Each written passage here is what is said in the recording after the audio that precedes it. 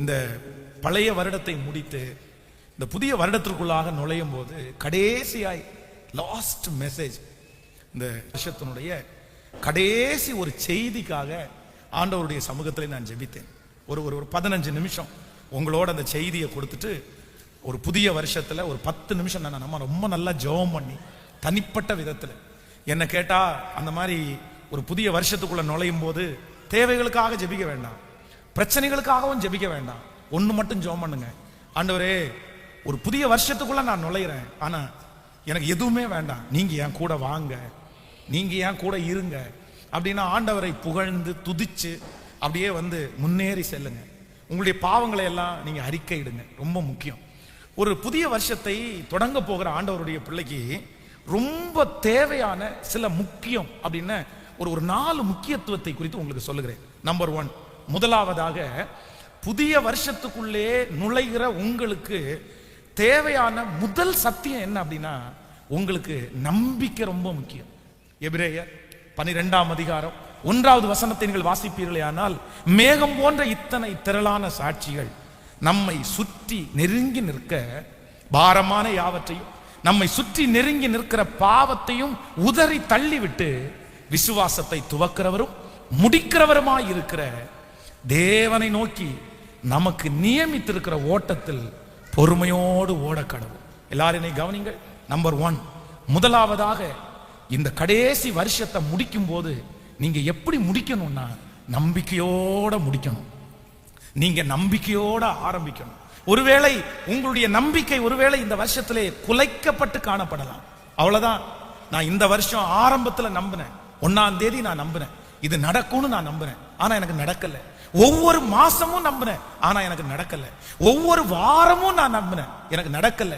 அதனால இந்த வருஷத்தினுடைய கடைசியில அடுத்த வருஷமும் எனக்கு நடக்காம போயிருமோ, எனக்கு என்ன ஆகுமோ, நான் எப்படி இருப்பேனோ, எனக்கு நம்பிக்கை இல்ல பாஸ்டர். வருஷா வருஷம் நான் வந்து நம்பி நம்பி நம்பி நான் ஏமாந்துட்டேன், என்ன ஆண்டவர் ஏமாத்திட்டாரோ, யாரோ ஒரு தேவனுடைய பிள்ளை, இப்படிப்பட்ட எண்ணத்தோட வரலாம்.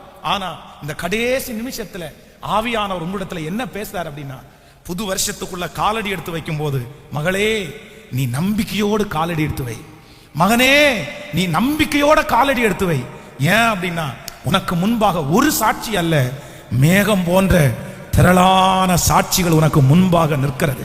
கர்த்தர் அற்புதம் செய்த சாட்சிகள் முன்பாக இருக்கிறது. இல்லாதவைகளை இருக்கிறது போல அழைத்த தேவன் உனக்கு முன்பாக இருக்கிறார்.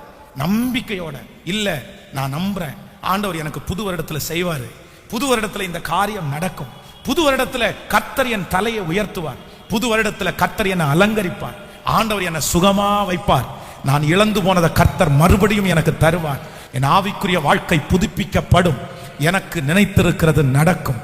கர்த்தர் அவர்களுக்கு முன்பாக என் விருட்சத்தை கர்த்தர் தழைக்க பண்ண போகிறார்.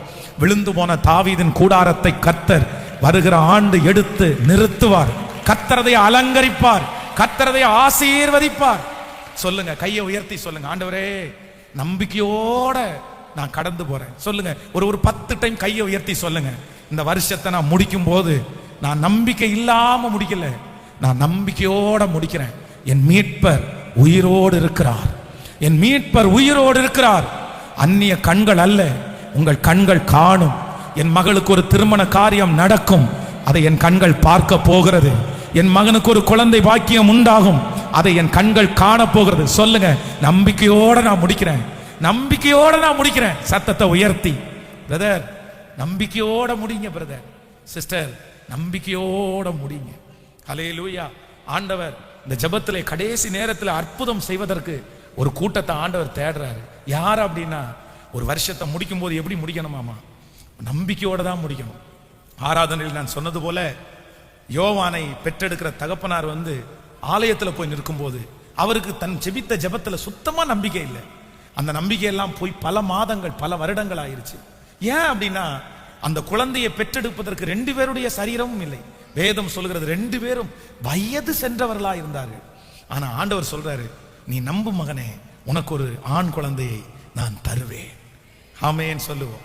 இன்னைக்கு இந்த ஜெபத்துல இருக்கிற இந்த சத்தத்தை கேட்கிற உங்களை பார்த்து கர்த்தர் சொல்றாரு, நெக்ஸ்ட் இயர் நீங்க காலடி எடுத்து வைக்கும் போது எப்படி போனோம்னா, இந்த வருஷமும் நான் என்ன பண்றேன்னா, உங்க காது பக்கத்துல பிசாசு வந்து நின்று சொல்லுவான், இந்த வருஷமும் நீ நம்பிதான் காலடி எடுத்து வைக்கிறியா? இந்த வருஷமும் நீ நம்புறியா? போன வருஷம் இது மாதிரி தானே நம்பினேன், போன வருஷத்துக்கு முந்தின வருஷம் இந்த மாதிரி தானே நம்பினேன், என்ன நடந்துருச்சு, என்ன நடந்துருச்சு? ஆனா நீங்க என்ன சொல்லணும்னா, சத்துருவே இந்த வருஷமும் ஆண்டவர் என்னை நடத்துவார் என்று நான் நம்புகிறேன், எனக்கு குறித்திருக்கிறதை நிறைவேற்றுவார் என்று நான் 3 வருஷமா எதிர்பார்த்திருக்கிறத கர்த்தர் இந்த வருஷம் எனக்கு தருவார் என்று நான் நம்புகிறேன். 5 வருஷமா நான் எதிர்பார்த்துட்டு இருக்கிற காரியம் இந்த வருஷம் நடக்கும்னு நான் நம்புறேன். ஆமென். சோ ஒரு புது வருஷத்துக்குள்ள கடந்து போகும்போது நம்ம எடுக்க வேண்டிய முதல் தீர்மானம் நம்பிக்கையோட போகணும். நம்பர் 2, ரெண்டாவதாக ஒரு புதிய வருஷத்துக்குள்ளே காலடி எடுத்து வைக்கிற நீங்க ரெண்டாவது எதோட போகணும் அப்படின்னா நன்றியோட போகணும்.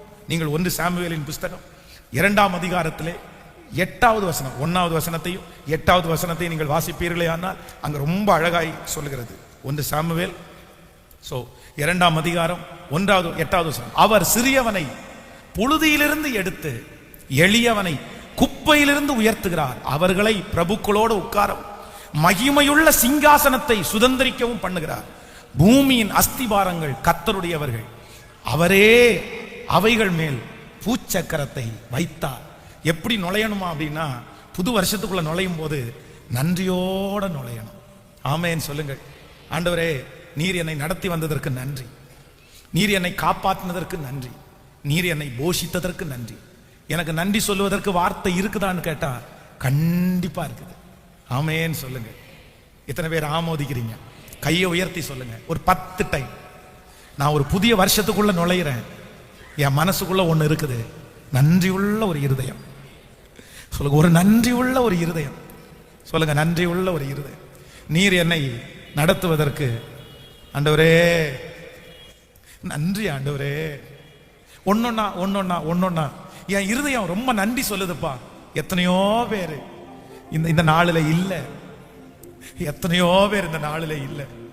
என் கூட நடந்தவங்க இல்லையே, என் கூட சாப்பிட்டவங்க இல்லையே, ஆனா என்ன நீர் ஜீவனோட வச்சிருக்கிறீரே.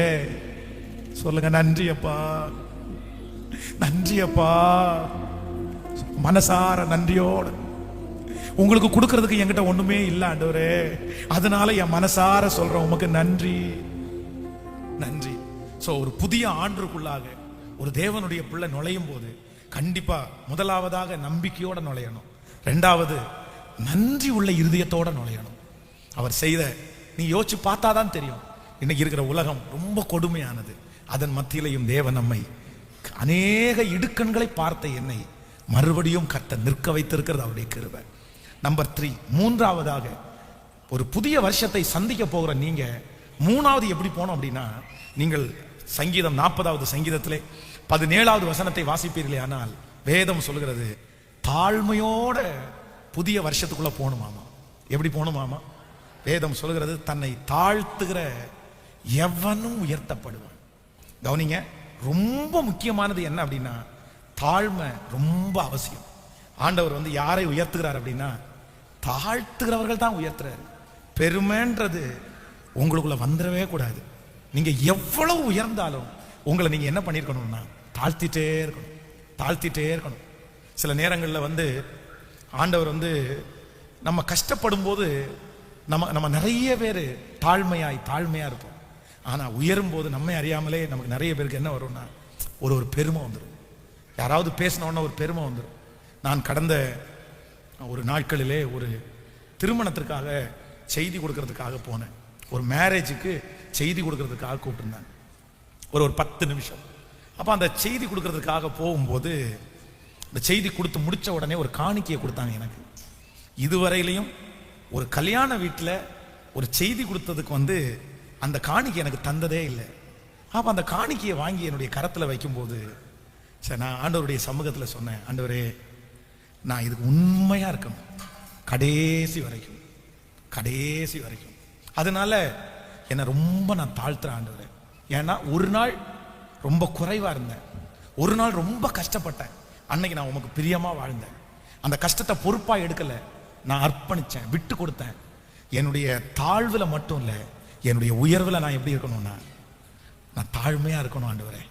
இன்றைக்கு இந்த வருஷத்தை முடித்து புதிய வருஷத்தை தொடங்க போகிற ஆண்டவருடைய பிள்ளையே, ஆண்டவரிடத்துல கேளுங்க, நான் எவ்வளவு உயர்ந்தாலும் நான் என்னவா இருக்கணும்னா சொல்லுங்க, எல்லாரும் கண்ணை மூடி சொல்லுங்க. எனக்குள்ள கொஞ்சம் கூட பெருமை வந்துடக்கூடாது. நான் தாழ்மையா இருக்கணும். நான் தாழ்மையா இருக்கணும். ஓ ஹalleluya. காலம் கனவாய் நினைவாய் போனதே, நாட்களும் நிழலாய் நிஜமாய் போனதே. நீர் கொஞ்சம் நினைத்தால் நானும் வாழ்ந்து காட்டுவேன். என்னை மறந்தால் புகலிடம் எங்கு தேடுவேன்.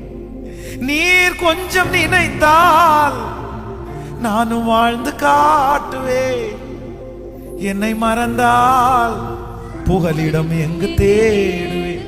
இப்ப கையை உயர்த்தி சொல்லுங்க, உங்க பிள்ளைனா, உங்க பிள்ளை. சத்தத்தை உயர்த்தி எல்லாரும் சொல்லுங்க பார்க்கலாம், உங்க பிள்ளைனா. நானும் பார்க்கணும், நானும் பார்க்கணும். சத்தம் கேட்கணும். நீங்க ஆற்றணும், தேற்றணும், காயம் கட்டணும். பெரும் சேனை கூட்டம் ஒன்றை முன் நிறுத்தணும். பெரும் சேனை கூட்டம் ஒன்றை முன் நிறுத்தணும். நம்புங்கப்பா என்ன ஆராதிப்பே. ஆமென்.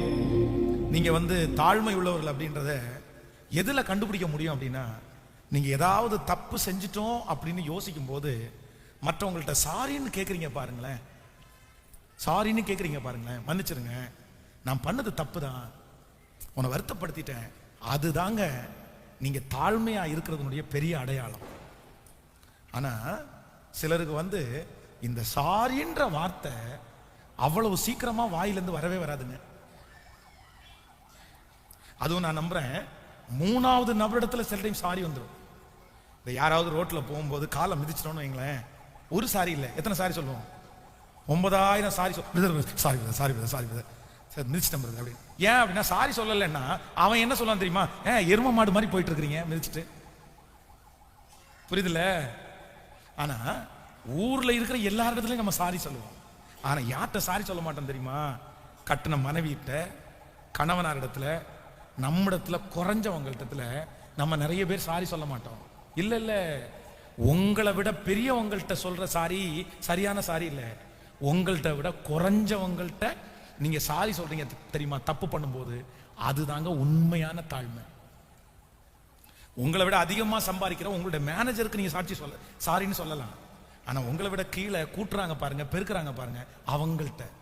வேதம் ஆண்டவர் என்ன எதிர்பார்க்கிறார்னா, தாழ்மை உள்ளவனுக்கு கர்த்தர் கிருபை அளிக்கிறார். ஆண்டவரே, ஒரு புதிய வருஷத்துக்குள்ள நான் போறேன். நான் எப்படி போறேன் அப்படின்னா, தாழ்மையோட போறேன். எனக்கு எல்லாம் இருக்குன்னு இல்லப்பா, எனக்கு ஒன்றும் இல்லை, நீர்தான் பெரியவர். ஆமேன்னு சொல்லுங்கள். ஸோ நம்பர் 5, நம்பர் 4, நாலாவதாக ஒரு புதிய வருஷத்துக்குள்ள நம்ம நுழையும் போது எப்படி போனோமாமா? நீங்கள் 2 சாமுவேல் 22ஆம் அதிகாரம் 30வது வசனத்தை கூட வாசிக்கலாமா? அவர் என் கால்களை மான்கள் கால் போலாக்கி என்னை உயர் ஸ்தலத்திலே நிறுத்துகிறார். அடுத்தது வசனம் 30வது வசனம், உம்மாலே நான் ஒரு சேனைக்குள் பாய்ந்து போவேன் என் தேவனாலே. சோ ஒரு பாசிட்டிவான ஒரு தாட்டோட புதிய வருஷத்துக்குள்ள போகணும். எப்படி போகணுமாமா? கேட்கல, நெகட்டிவான தாட்டோட இல்ல. நிறைய பேர் போவாங்க, எப்படி தெரியுமா? அடுத்த வருஷம் நான் கஷ்டம் தான் பட போறேன், அடுத்த வருஷமும் நான் கடன் தான் வாங்க போறேன், அடுத்த வருஷமும் இந்த வீட்டில் தான் நான் குடியிருக்க போறேன். இன்னும் நிறைய பேர் அடுத்த வருஷம் இந்த நோய் வருமா என்ன, வந்தா நோய் வந்துரும் போலதான் தெரியுது. இல்ல இல்ல இல்ல இல்ல, எப்படி போனோம் அப்படின்னு சொன்னா, உம்மாலே நான் ஒரு சேனைக்குள் பாய்வேன். வருகிற வருடம் எனக்கு என்னவா இருக்கும் அப்படின்னா, நல்ல வருடமா இருக்கும். ஆச்சரியமாய் கர்த்தரை நடத்த போறேன். கையை உயர்த்தி ஒரு 10 வார்த்தையை சொல்லுங்க பார்க்கலாம். வருகிற ஆண்டு ஒரு பாசிட்டிவா சொல்லுங்க, அறிக்கை செய்யுங்க. இதுதான் அறிக்கை. நீங்க அறிக்கை செய்ய செய்ய அது நடக்கும், அப்படியே நடக்கும். சொல்லுங்க சொல்லுங்க, ஆண்டவர் என்ன நடத்த போறாரு, ஆண்டவர் என்ன ஆச்சரியமா வைக்க போறாரு. நான் இப்படி இருக்க போறது இல்லை, நான் கர்த்தருக்காக எழும்புவேன், நான் சாட்சி சொல்லுவேன்.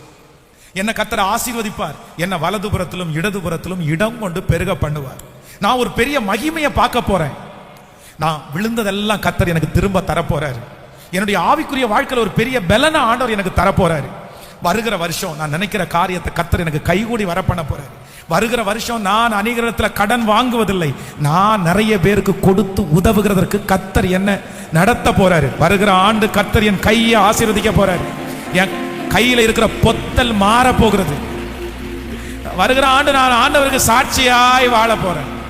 ஆமென் சொல்லுங்க. சோ இந்த 4 காரியத்தை விட புது வருஷத்தை சந்திக்க போறோம். நம்பர் 1, முதலாவதாக சொல்லுங்க பார்க்கலாம், நான் நம்பிக்கையோட புது வருஷத்துல போறேன். நம்பர் 2, இரண்டாவதாக நான் நன்றியோட புது வருஷத்துக்குள்ள போறேன். நம்பர் 3, மூன்றாவதாக நான் தாழ்மையோட புது வருஷத்துக்குள்ள போறேன். நம்பர் 4, நாலாவதாக நான் ஒரு நல்ல எதிர்மறையான இல்லைன்னா பாசிட்டிவான ஒரு தாட்டோட ஒரு புதிய வருஷத்துக்குள்ள போறேன். என் தேவன் என்னை நடத்துவார். ஆமென் சொல்லுங்க பார்க்கலாம். அந்த பாட்டை எல்லாரும் சேர்ந்து பாட போறோம். ரொம்ப அழகான பாடல். நம்முடைய காலங்கள் எல்லாம் கடந்து போனாலும் 2023 கர்த்தர் நம்மை வெற்றியாய் நடத்த போகிறார். ஹalleluya. நம்புங்கப்பா என்ன ஆராதிப்பே உம்மை சொல்லுவோம்.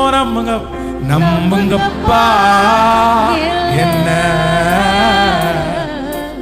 ஆராதிப்பே உம்மை. கரங்களை தட்டி நம்புங்கப்பா, நம்புங்கப்பா என்ன ஆராதிப்பே உம்மை. ஓ ஹalleluya. காலம் கனவாய் நினைவாய் போனதே, நாட்களும் நிஜமாய் நிழலாய் போனதே. காலம் கனவாய் நினைவாய் போனதே, நாட்களும் நிழலாய் போனதே. இப்ப சொல்லுவோம், நீர் கொஞ்சம் நினைத்தால் நானும் வாழ்ந்து காட்டுவேன். நீர் கொஞ்சம் நினைத்தால் நானும் வாழ்ந்து காட்டுவேன். என்னை மறந்தால் புகலிடம் எங்கு தேடுவேன். என்னை மறந்தால் திரும்ப திரும்ப கைய மேல உயர்த்தி நீர் கொஞ்சம் நினைத்தால் நானும் வாழ்ந்து கார். அப்பா இந்த பாடலை பாடும் போதே அவங்கள நினைச்சிருங்கப்பா. ஒரு ஜெபமா சொல்லுங்க பார்க்கலாம். நீர் கொஞ்சம் நினைத்தால். அப்பா எதிரிக்கு முன்னாடி என் பிள்ளைங்க வாழ்ந்து காமிக்கணும் இல்ல, சொந்தங்களுக்கு முன்னாடி என் பிள்ளைங்க வாழ்ந்து காமிக்கணும் இல்ல, என் மக வாழ்ந்து காமிக்கணும் ஆண்டவரே. என் மக வாழ்ந்து காமிக்கணும் ஆண்டவரே. அற்பமா நினைச்ச, குறைவா நினைச்ச அவங்களுக்கு முன்னாடி என் குடும்பம் வாழ்ந்து காமிக்கணும் ஆண்டவரே. சொல்லுவோம், நீர் கொஞ்சம் நினைத்தால் நானும் வாழ்ந்து காட்டுவேன். நீர் கொஞ்சம் நினைத்தால் நானும் வாழ்ந்து காட்டுவேன். என்னை மறந்தால் புகலிடம் எங்கு தேடுவேன். என்னை மறந்தால் புகலிடம் எங்கு. இப்ப கைய மேல உயர்த்தி உங்க பிள்ளைனா, உங்க பிள்ளைனா. இந்த சத்தம் ஏசப்பா சமூகத்துல போய் எட்டட்டுமே. எல்லாரும் சொல்லுங்க, இயேசுவே நான் உங்க பிள்ளை, உங்க பிள்ளை, உங்க பிள்ளை, உங்க பிள்ளை. திரும்ப திரும்ப சொல்ல சொல்ல சொல்ல சொல்ல சொல்ல. உங்க மகிமை எனக்கு வேணும். உங்க பிள்ளை, உங்க பிள்ளை, உங்க பிள்ளை. ஓ நானும் பார்க்கணும், உம் சத்தம் கேட்கணும். நீங்க ஆற்றணும், தேற்றணும், காயம் கட்டணும். பெரும் சேனை கூட்டம் ஒன்றை முன் நிறுத்தணும். பெரும் சேனை கூட்டம் ஒன்றை முன் நிறுத்தணும். நம்புங்கப்பா என்ன ஆராதிப்பே இயேசுவே.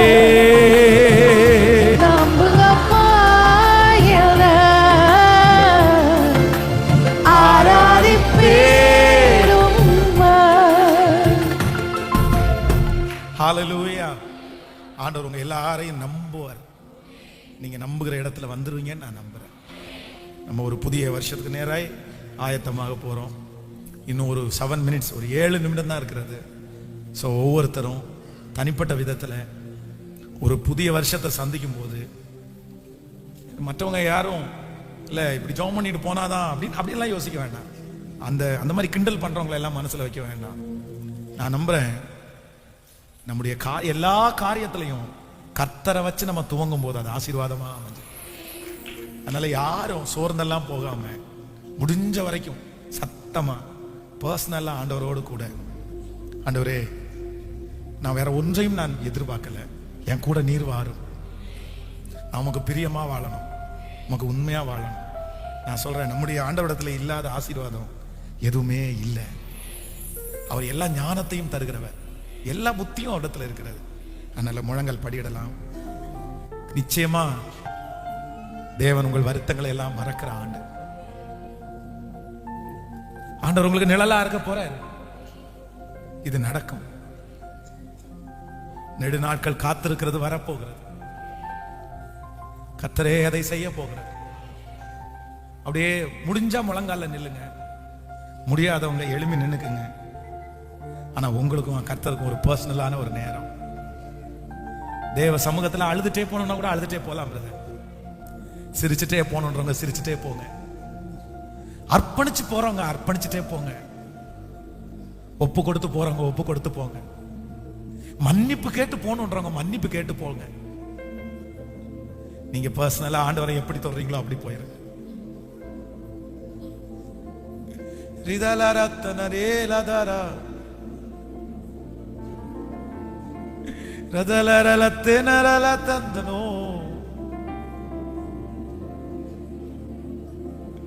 இயேசுவே இயேசுவே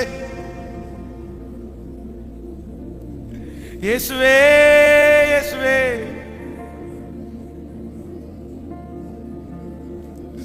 ஒரு பெரிய துதி ஒலியை கேட்க பண்ணுகிறவர், ஆனந்த துதி ஒலியை கேட்க பண்ணுகிறவர். ஒரு புதிய வருஷத்துக்குள்ள நான் கடந்து போறேன். ஸ்தோத்திரம். உங்க கரத்தை பிடிச்சு நான் கடந்து போறேன். உங்க பிரச்சனத்துக்குள்ளாக நான் கடந்து போறேன். நீர் என் கூட வருவீர் என்கிற ஒரு பெரிய நம்பிக்கை எனக்குள்ள இருக்குது. நீ நல்லவர்.